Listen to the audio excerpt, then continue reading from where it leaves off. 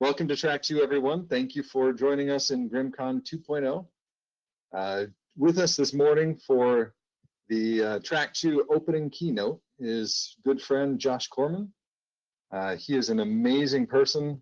I've known him for a number of years, and talk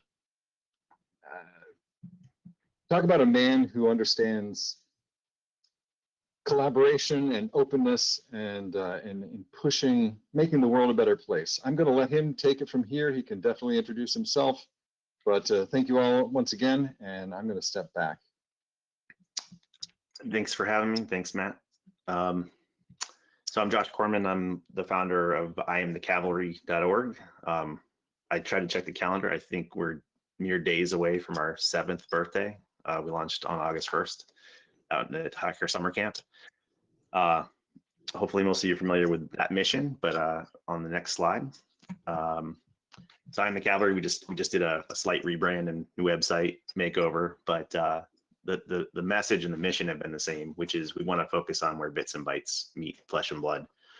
Part of the origin story I will mostly skip in the interest of time is I went as high and deep as I could in government to get to the adults in the room to try to raise the alarm without being alarmist about our increased dependence on connected technology and safety critical and national security places. And I got as high and deep as you can get, brought 5 of the world's best hackers with me for a couple days workshops, and found out the cavalry isn't coming. Nobody's gonna fix this. There are no adults. The adults are us, or it isn't gonna happen. It's not that I don't respect our teammates in government, in public sector. It's that they weren't yet ready to know what we knew or do what we do, and they needed us to help. So the idea of I Am the Cavalry was a personal pledge that you would make to be part of that solution, and I think that's how I met you, Matt. Again, the idea wherever bits and bytes meet flesh and blood. So Bryson's quite good at hooking me to do things, including most recently we did his Cooking with Bryson video show. And during that, I was talking about the importance of mentoring and investing in our future workforce and our future teammates, because part of the whole mantra of I Am the Cavalry is that we'll eventually figure this stuff out after failures. The whole goal was to be safer sooner by working together with this diverse and inclusive a set of teammates from different backgrounds and different skill sets. Yeah, I noticed that you did the cooking thing with Bryson. Is that a video that I can go view? I saw the image, but I haven't clicked on it yet.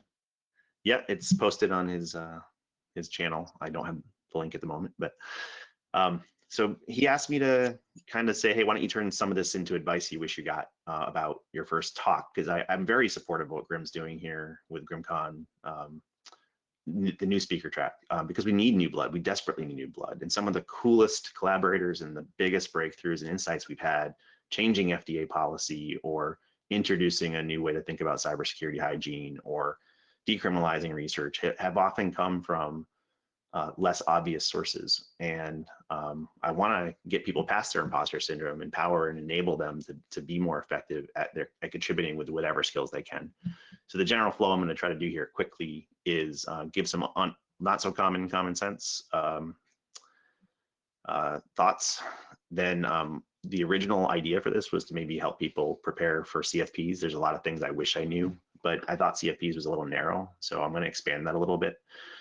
Because if you do start your journey and start to peek out from the shadows and try to make a more public contribution, no matter what your motives are, you're going to hit some self-impedance and some outside interference. And I've learned that the hard way, unfortunately, but hopefully we can pass some of that learned wisdom on. And then I might get a little emotional on this, but I started reflecting towards the end of preparing, and I realized I have gotten some advice that I wasn't as keenly aware of. So let's see how well I do on keeping my feels.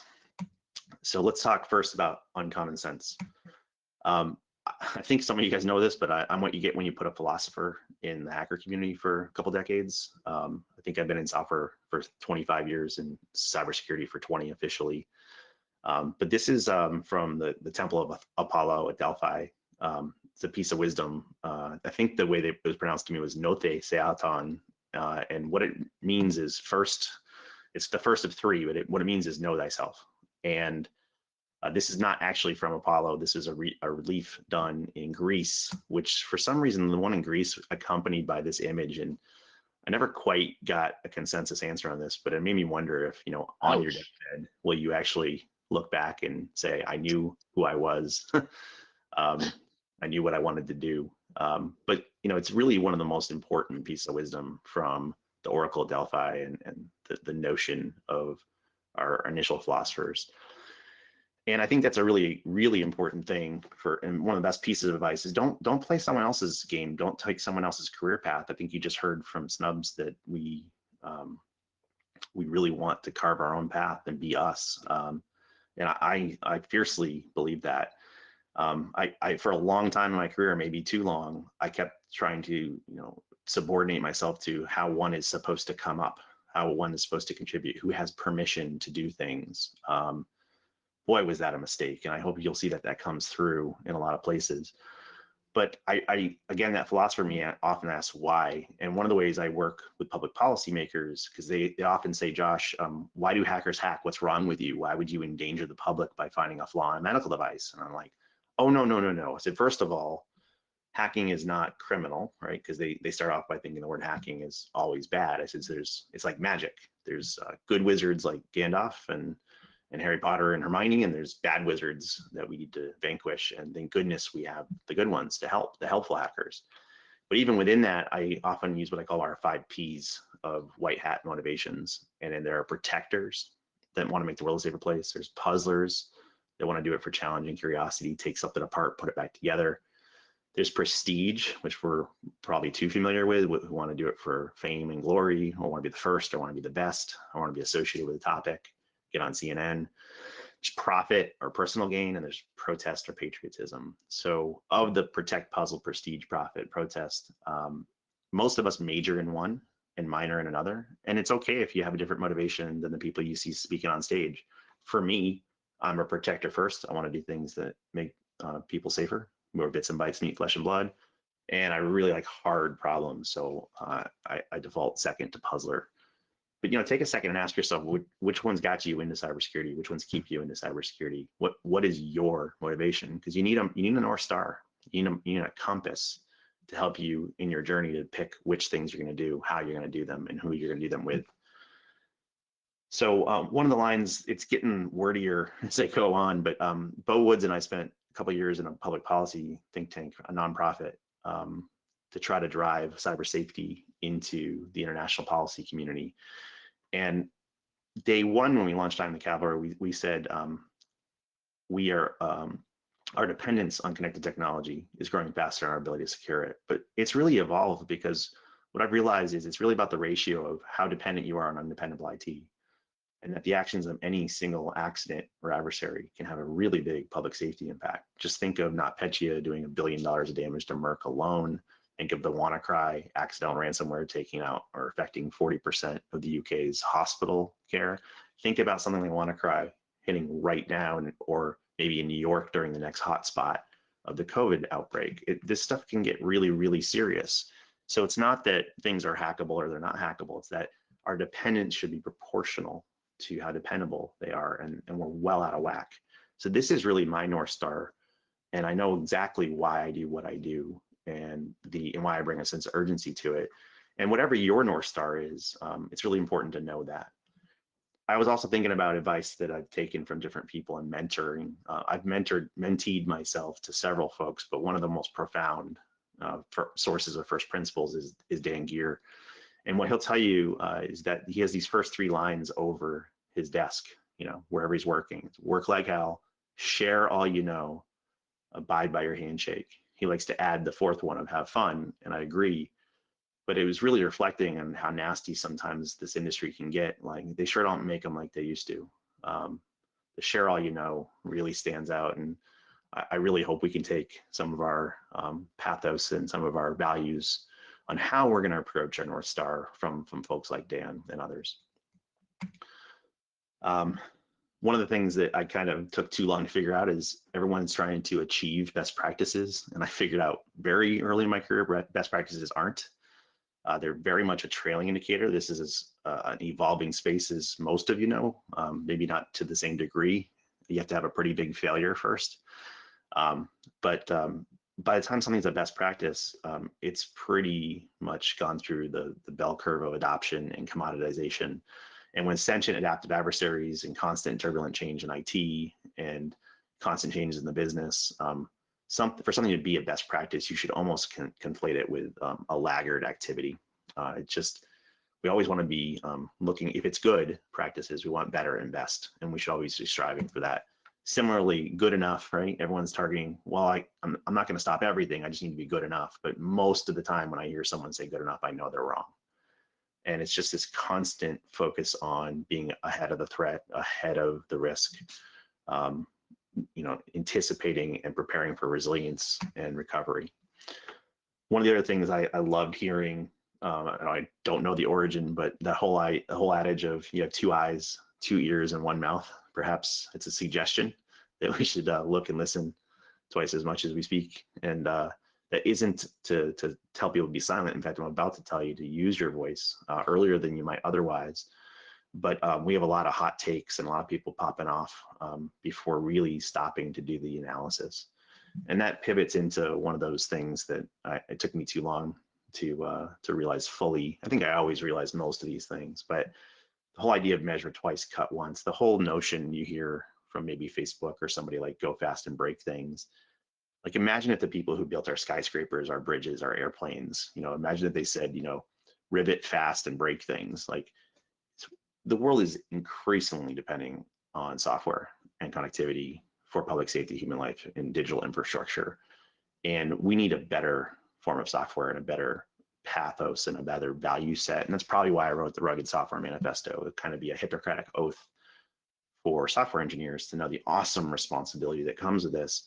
And similarly with you in your own career and why you're doing this and what you want to accomplish, a lot of people go for what looks fun or sexy, and they don't necessarily focus on what they can sustainably differentiate on, or they can sustainably contribute to their own personal goals, their family goals, their corporate goals. But I would like to suggest to you also, society increasingly depends on us. So what can you do for the public good and public safety? And that may not be to be a pen tester or a breaker. It might be to be a defender or a builder, an architect.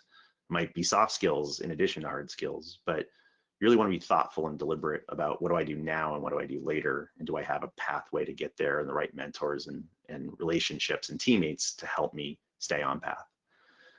And probably, as I asked my friends in preparation for this, what's the top success factor? It's not raw talent. It never is in any discipline. It's how tenacious you are. And I think a lot of you that know me or can see over my shoulder, I'm a huge Stan Lee fan. I'm a huge Captain America fan. And in a different and longer talk, I pointed out that there's a recurring motif when he's a kid with no powers. He still has that tenacity and grit. Say, I could do this all day fighting against bullies. Later in the same movie, he's super powered and he's got, he's facing off against Red Skull. But again, he's got that never quit kind of I can do this all day attitude. Sadly, later in the series, spoiler alert, he has to say this against his friend, Tony Stark, because sometimes we forget who the enemy is and we turn on each other. And that's happened a lot as of late in the last couple of years in InfoSec. There's a lot of antibody culture wars and attacks on not the enemy, but each other. And this is paying a pretty high toll. And ultimately, there's going to come that day, some final fight like in the end game, when maybe we're fighting our last fight and maybe you can't do this all day. And maybe your shield's broken and maybe your arm's cut and maybe you've done all the fighting you can do. But in those dark moments, you're not going to win unless you have friends, unless you have teammates, unless you have people who empower you, uplift you, compliment you. We can finally assemble the Avengers, so to speak. And I'm not sure we've yet figured out in our hacker culture if we're fighting the Civil War or if we're fighting the end game. And trust me, we're nearing the end game.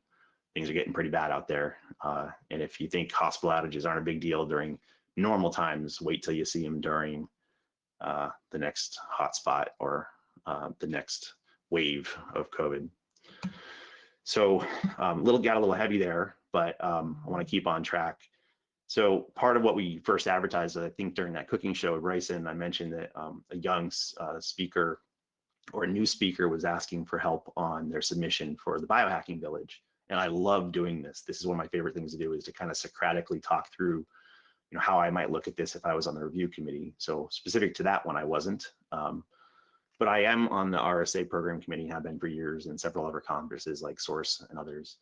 And I've kind of figured some things out, because every single one of those conferences is different. But is there a secret to code writing to, improving your chances of getting your first talk or your first mainstream talk or whatnot? And there's several, and I'd love to offer to privately work with anybody or connect you with a good speaker coach or submission manager that can kind of give you the bird's eye view of, look, I've looked at thousands and thousands and thousands of these talks. I don't think people realize it. I think I got over 700 talks for one of my tracks at RSA one year for 11 slots. And I try to read every single abstract before looking at who the speakers are, to try to make it blind to look at merit and things like that. But it's a tough circuit. And some of the advice I gave, just a few little pieces when you see a CFP, is you got to first know what the North Star and the priorities are of each conference. So what you might do to tailor your submission for DEF CON is going to be wildly different than what you do for RSA. It might be wildly different than what you do for Biohacking Village. So don't just make a talk.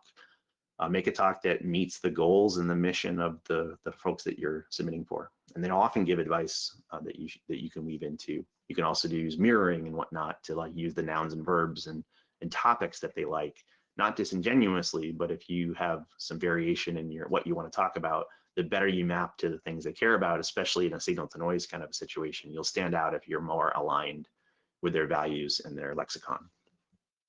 And just to point out, I work hard, and I've had a couple pretty decent talks in public.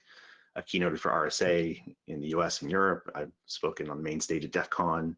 I've never spoken a Black Hat, right? So not everybody's going to pick you. It's not everybody. In fact, I stopped submitting a while ago, but it's really about matching what you do and how you do it to where you're submitting and how they want to accept talks. So it's not a one size fits all, but there's ways to look for that.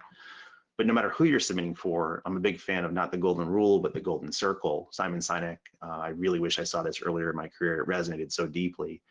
But he's got this notion of a golden circle. Start with why something matters, not what you broke or how you broke it, but why you did the research, why it matters to society, why it matters to someone's day job.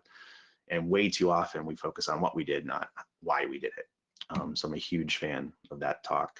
It's a very short, early TED talk. TLDR is meant to be a double entendre here, but part of what I really mean is I've started voluntarily putting a TLDR at the top of every abstract I submit, because if you can't summarize it in 140 characters or less, and I mean the original Twitter, not the lame Twitter of double the character count, then you don't really have a clarity of purpose of what you're trying to do. So before I even start writing a bunch of prose for the longer abstract, you really should be able to synthesize this down. And it might take a few iterations, but you should be able to articulate why your talk is important and special and unique contribution to the discussion. This is that golden circle to start with why. So not only should you have a start with why, but it should really reflect why you're giving the talk and what people can get from value from it. So there's probably a lot more to say there, but one of the key things I forgot to put in a slide that I was talking to David Etchu about last night is I had a conversation years ago with RSA, and I said, hey guys, I can't get in. Like, I can't get into my first talk. And Jeannie Friedman said, well, tell me what you submitted. And I told her the talk. She goes, that sounds like a fantastic talk. She goes, when did you submit that? I said, I don't know, 4 years ago, 5 years ago. He said, we didn't pick it? I'm like, no. So I'm not trying, I think RSA's come a long way, but it was really, really hard to get into RSA. But once you had a good score, it was very, very easy to get back into RSA. So I just kind of hacked the system through the rules above board. What I found was once I did get my first good score, and I did go to the speaker party and I talked about it, I just committed that I'm going to pick an amazing first-time speaker to co-present with every year. And then they're going to have their good score, and I'm going to ask them to pay it forward. So it's a little one-to-one hack, but eventually I just kept doing presentations with folks to give them their very first RSA score. And as long as they did a good job, they'd get more opportunity in the future.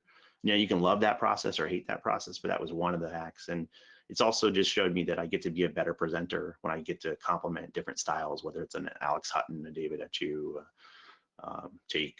There's so many folks that more recently I did one with Audie. It's really nice to do the arm wrestling of whose style we're going to use here, where, and whatnot. I think it improves your presentation and your scores as well. But back to the impedance stuff. So what I mean here is most of the time your impedance, the things that get in your way, are self-imposed. And if I had a time machine, I would have figured some way to get myself over my imposter syndrome earlier. We're always looking at like, well, I'm not as famous as so-and-so, or I haven't been doing this as long, or I wasn't in this hacker crew, or I wasn't in this BBS. And like, that's not what the world needs. The world needs unique and valuable, timely contributions from many willing allies.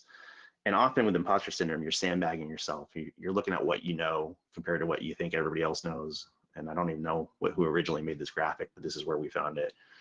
But the truth is, everyone knows complementary things. I remember talking to a first-time speaker trying to submit to Sky Talks, and she's like, well, what can I do? I see you get criticized for not being elite enough, and I'm just working in a hospital. I'm like, are you kidding me? Like, how many hackers also work in a clinical environment? Like, you have a unique story to tell, and the world wants to hear it.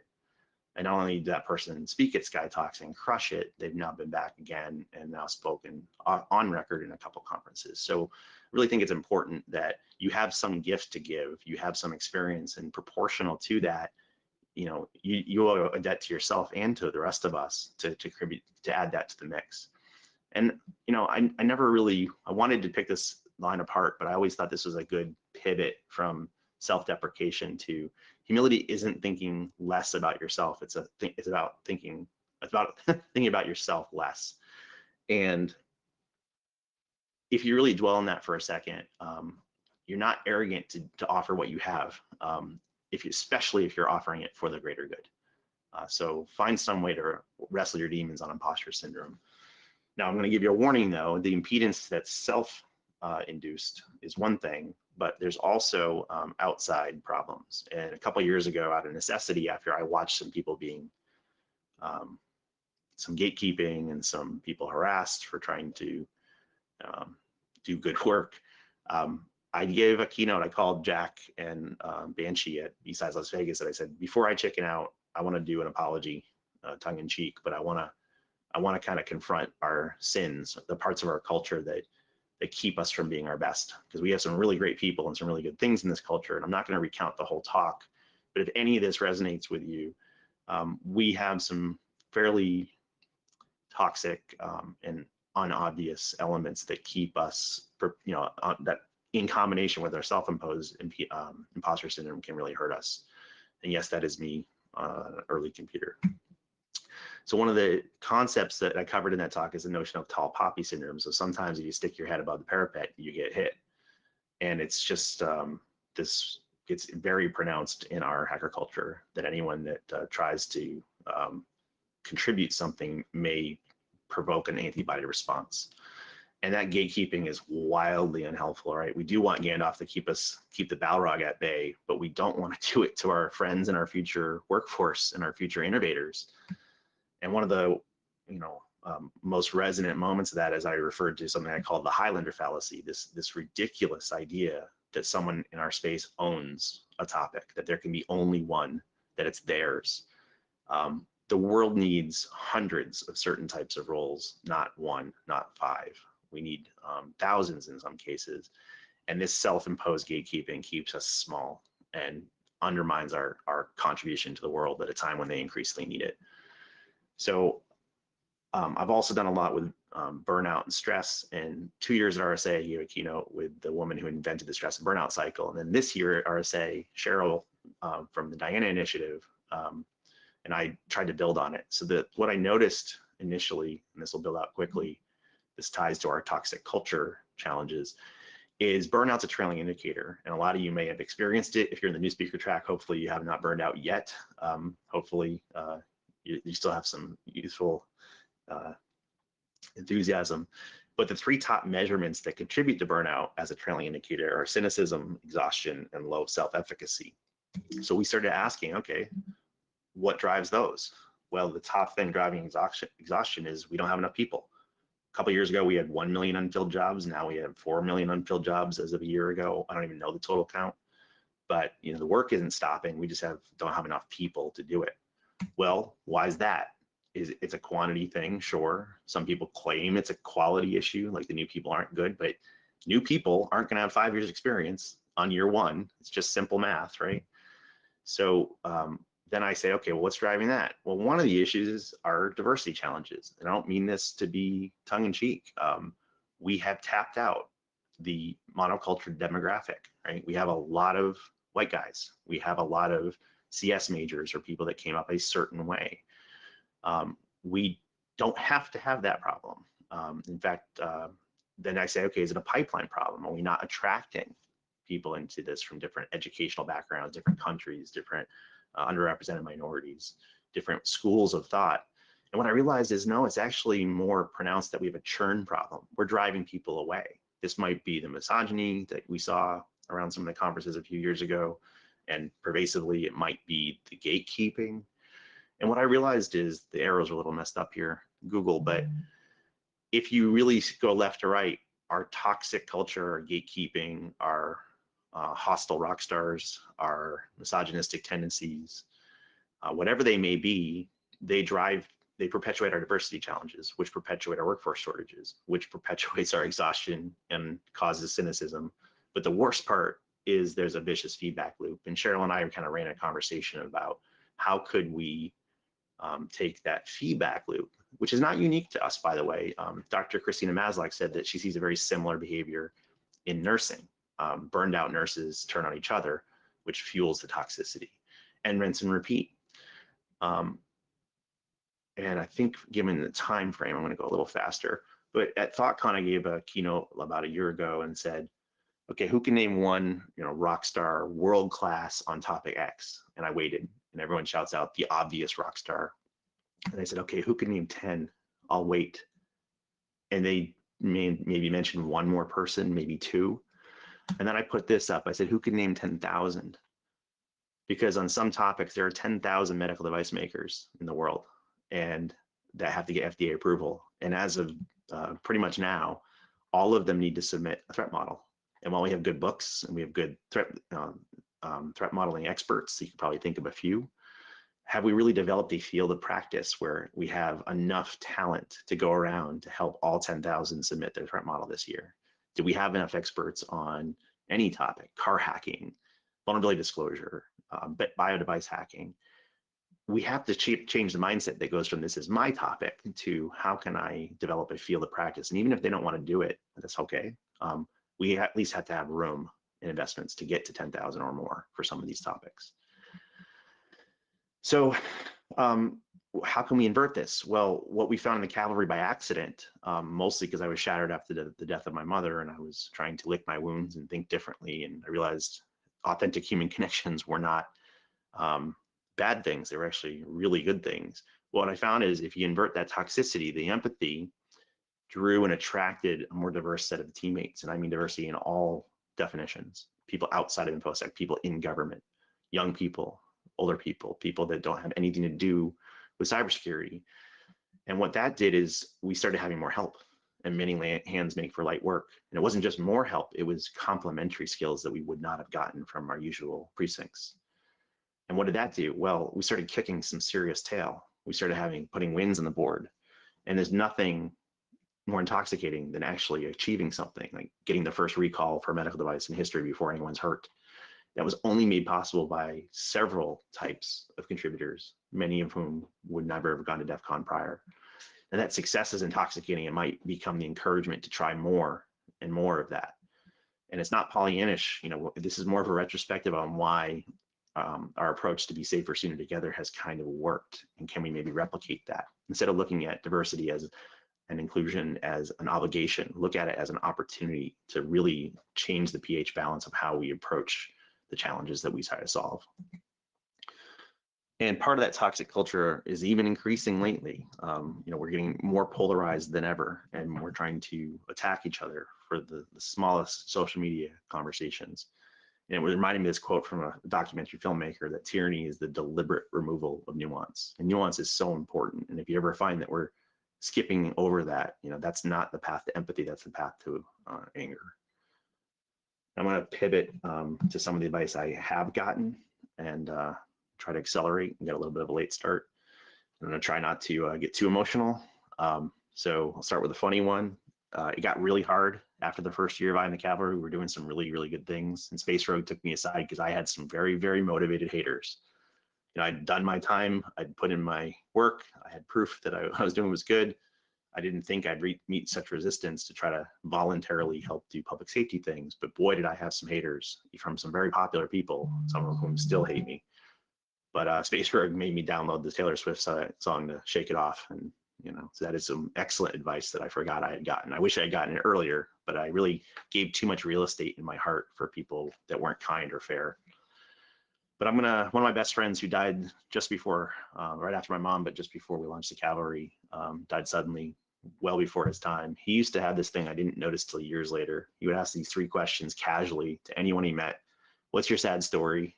And maybe they said 30 seconds, like I got a flat tire, or maybe they'd say their whole life story. What's your goal? And what's your plan? And it took me a long time to realize that what he was kind of doing is saying, everyone's got a past that got you here. And maybe it's not what you wanted to be yet.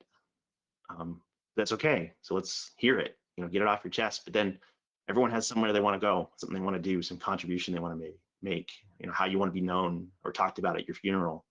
And, you know, you should have a pretty clear idea what that is. And he was trying to get you to Socratically tease out, what do you really want to accomplish? And then instead of having this pie in the sky thing you're never going to do, what's your plan is, what's that next step you're going to take towards that goal? So, you know, your homework assignment is, what got you here, right? Maybe it wasn't your chosen path, but you've done things, and that's your investment in your future. Then what is your future you're going to choose for yourself, for your family, for your company, for your career, but also for the planet, I hope. And then what's the very next thing you're going to do to get there? And then can you find the right mentors and teammates to help you get there? A mentor of mine made me read a book called The Goal. So speaking of goals, it had nothing to do with cybersecurity. It was about how this guy's theory of constraints, Eli Goldratt, saved the U.S. economy's manufacturing industry by understanding bottlenecks and constraints. And when I look at the things we do in cybersecurity, I wish every single person has read The Goal. I had this mentor make me read it, and I said, why the heck are you making me read this story about manufacturing? He said, you want to change the cybersecurity industry forever. This guy changed manufacturing forever. So here's your blueprint. And so many times, Bo and I look at each other like, I really wish that person had read The Goal. So please look up The Theory of Constraints, even if you don't want to read this book. The Phoenix Project by Gene Kim is really the goal for IT and software. He wanted to recreate this novel, and that's one of the reasons we bonded so much. And one of my mom's license plate was be kind. And so often I feel like that's missing. We aren't kind to each other. It's not meant to be a platitude. It's just, I really think about it, like we are our best when we look for what's right in something, when we try to be favorable, when we try to pay it forward, when we try to invest in other people. And we're our worst when we try to hoard the coconuts and shame others and gatekeep. So back to that nuance point, I kind of peeled this apart as an origin for the Cavalry when I lost my mother way too young to brain cancer. During her funeral, shortly after the Sandy Hook shooting, we were talking, the last time I took her there before we hospiced her was right after Sandy Hook. And her minister was saying over and over for an hour, why is there evil in the world? And it really didn't sit well with me, and I couldn't tell why. Probably I was mad as a father, worried that my kids might get shot at school, probably because I was mad as a son, knowing I was losing my mom too early. But when we finally got to the same church for her funeral, I realized that through some circumstances, she got to be my 7th grade science teacher, and someone got hurt or sick. And I learned from her that darkness is not a thing. It's an absence of light. Cold is not a thing. It's an absence of heat. So I was asking myself, maybe it's not just the presence of evil, but maybe the absence of good. And maybe our goal is something is missing from the world. We have to put it there. So, you know, maybe we can be light, be heat, be good. Maybe we can be the nuance that's missing. Maybe we can be the kindness when people are being hostile. And I think that was the genesis for the Cavalry. If the Cavalry isn't coming, what's the second half of that? And it was in that moment I kind of realized I know what I have to do. Something's missing, I have to put it there. So that's why we said we're going to be part of that solution.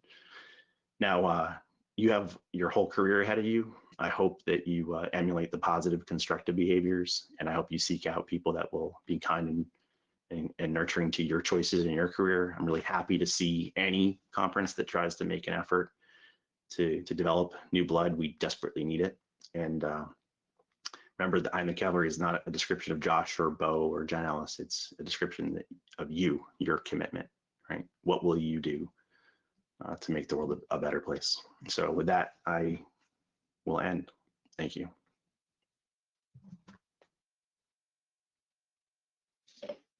Wow, Josh, thank you. That was awesome. I always expect wonderful things when you talk, because you're very skilled. You have exceptional experience presenting. You've got a lot of really good things to say, but I'm not sure. I'm not sure I'm ready to talk after hearing that. Thank you for being so candid and transparent. You over the numerous years that I've known you, you've always come from a place of doing good, pushing others to do good, pushing others to fix problems. But you know, this is one of the better talks that I've ever heard from you, where you're not just talking about getting other people to do good. You are driving us to be good, to be the good. So thank you.